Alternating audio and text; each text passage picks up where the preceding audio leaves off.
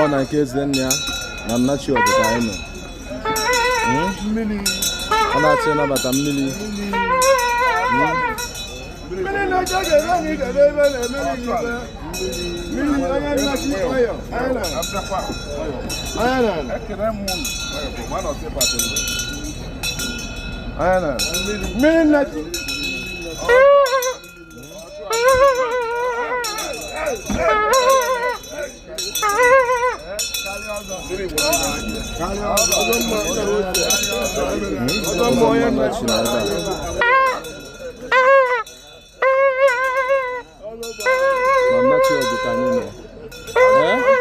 ọzọ mma nnachi abatago na be eze nne ya nnachi ọgaranya m ibe ya